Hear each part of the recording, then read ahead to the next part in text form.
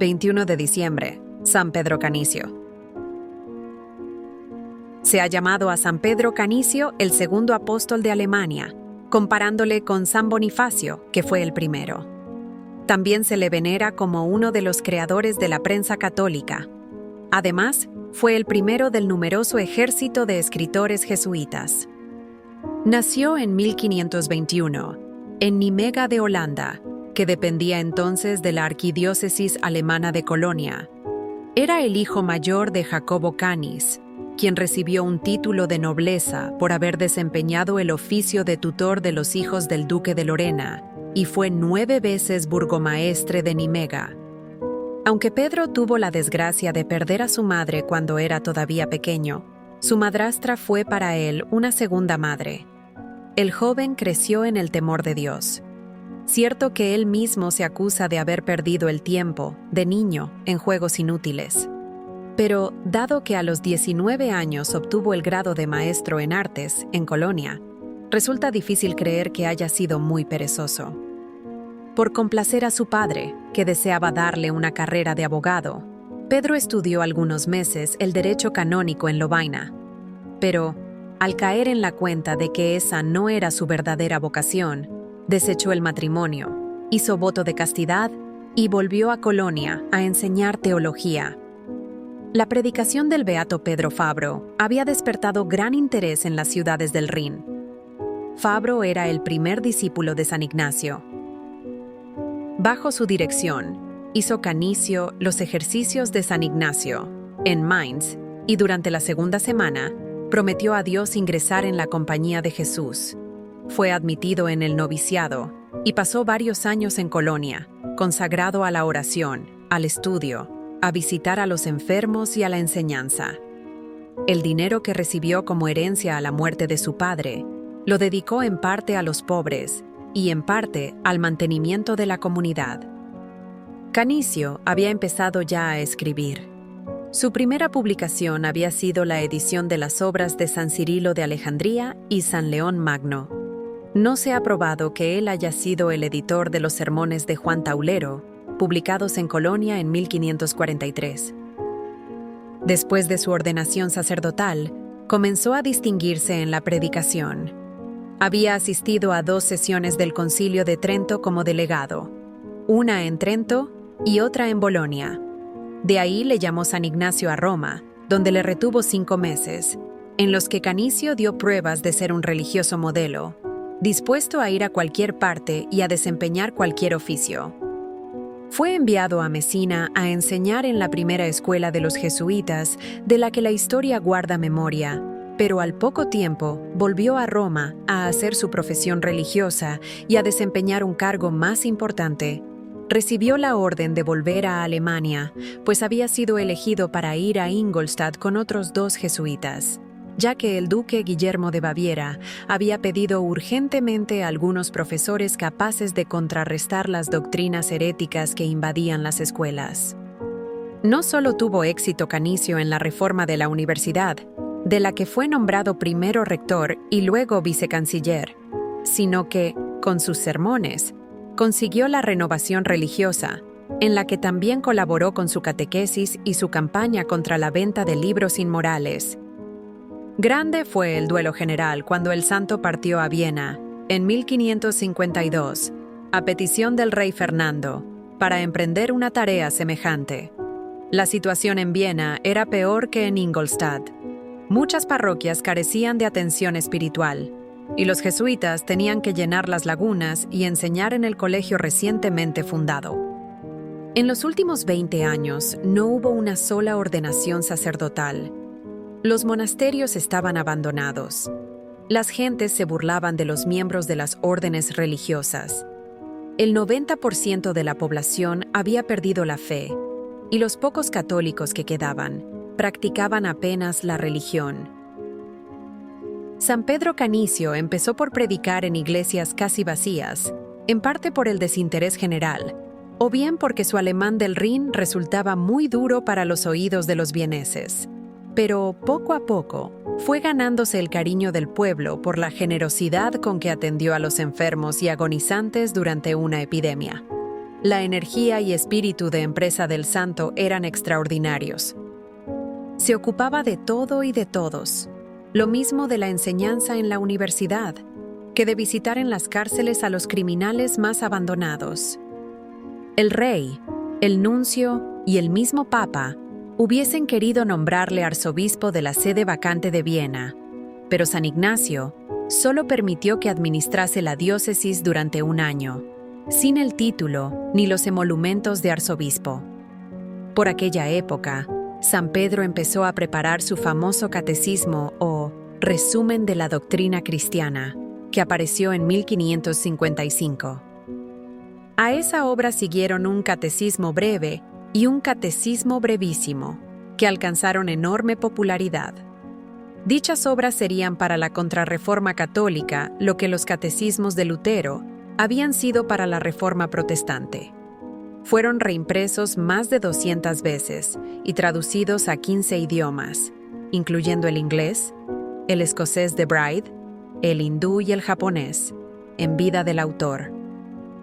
El santo no despertó, ni en esas ni en sus otras obras, la hostilidad de los protestantes contra las verdades que sostenía, ya que nunca los atacó violentamente. En Praga, a donde había ido a fundar un colegio, se enteró con gran pena de que había sido nombrado provincial de una nueva provincia que comprendía el sur de Alemania, Austria y Bohemia. Inmediatamente escribió a San Ignacio: «Carezco absolutamente del tacto, la prudencia y la decisión necesarias para gobernar. Soy orgulloso y apresurado por temperamento, y mi falta de experiencia me hace totalmente inepto para el oficio de provincial». Pero San Ignacio sabía lo que hacía. En los 2 años que pasó en Praga, Pedro Canicio devolvió la fe a gran parte de la ciudad, y el colegio que fundó era tan bueno que aún los protestantes enviaban a él a sus hijos. En 1557, fue invitado a Worms a tomar parte en la discusión entre los teólogos católicos y protestantes. Más, convenció a las autoridades para que abriesen de nuevo las escuelas públicas, que habían sido destruidas por los protestantes. Al mismo tiempo que hacía todo lo posible por impedir la divulgación de los libros inmorales y heréticos, divulgaba en cuanto podía los libros buenos, ya que comprendía, por intuición, la importancia que la prensa tendría con el tiempo. En aquella época, recopiló y editó una selección de las cartas de San Jerónimo, el Manual de los Católicos, un martirologio y una revisión del Breviario de Augsburgo. En Alemania se reza todavía, los domingos, la oración general compuesta por el santo. Al fin de su provincialato, San Pedro residió en Dilinga de Baviera, donde los jesuitas tenían un colegio y dirigían la universidad. Además, ahí residía también el cardenal Otón de Truxes, que desde hacía largo tiempo era íntimo amigo de San Pedro Canicio. El santo se dedicó sobre todo a la enseñanza, a oír confesiones y a escribir los primeros libros de una colección que había comenzado por orden de sus superiores. Dicha obra tenía por fin responder a una historia del cristianismo, muy anticatólica, que habían publicado recientemente los escritores protestantes, conocidos con el nombre de Centuriadores de Magdeburgo. Alguien ha dicho que se trataba de la primera y la peor de las historias de la Iglesia escritas por los protestantes. Canicio continuó su obra mientras desempeñaba el cargo de capellán de la corte en Innsbruck y solo la interrumpió en 1577 a causa de su mala salud. Sin embargo, seguía tan activo como siempre, pues predicaba, daba misiones, acompañaba al provincial en sus visitas y aún desempeñó, durante algún tiempo, el puesto de viceprovincial. En 1580 se hallaba en Dilinga cuando recibió la orden de ir a Friburgo de Suiza. Dicha ciudad, que se hallaba situada entre 2 regiones muy protestantes, quería que se fundase desde hacía tiempo un colegio católico, pero, además de otros obstáculos que se oponían a la empresa, carecía de fondos suficientes para realizarla. En pocos años, venció San Pedro Canicio esos obstáculos y consiguió dinero. Eligió el sitio y supervisó la erección del espléndido colegio que es en la actualidad la Universidad de Friburgo. aunque nunca fue rector ni profesor en él. Además del interés con que seguía los progresos del colegio, su principal actividad, durante los 8 años que pasó en Friburgo, fue la predicación. Los domingos y días de fiesta predicaba en la catedral y, entre semana, visitaba los pueblos del cantón. Se puede afirmar sin temor a equivocarse que a San Pedro Canicio se debe el que Friburgo haya conservado la fe en una época tan crítica. La debilidad obligó al santo a renunciar a la predicación. En 1591, un ataque de parálisis le puso a las puertas de la muerte, pero se rehizo lo suficiente para seguir escribiendo, con la ayuda de un secretario, hasta poco antes de su muerte, que aconteció el 21 de diciembre de 1597. San Pedro Canicio fue canonizado y declarado doctor de la Iglesia en 1925. Una de las principales lecciones de su vida es el espíritu y el estilo de sus controversias religiosas. El mismo San Ignacio había insistido en la necesidad de dar ejemplo de caridad y moderación cristianas en Alemania.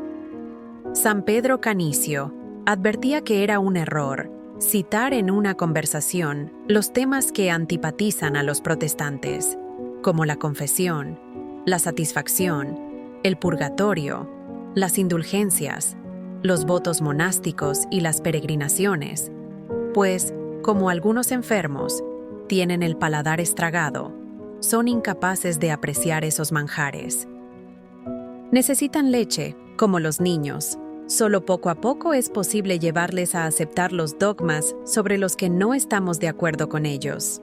San Pedro Canicio se mostraba duro con los que propagaban la herejía, y como la mayor parte de sus contemporáneos, estaba dispuesto a emplear la fuerza para impedírselo. Pero su actitud era muy diferente con quienes habían nacido en el luteranismo o habían sido arrastrados a él.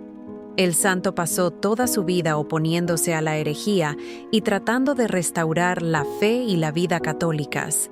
Sin embargo, decía, hablando de los alemanes, es cierto que muchísimos de ellos abrazan las nuevas sectas y yerran en la fe, pero su manera de proceder demuestra que lo hacen más por ignorancia que por malicia.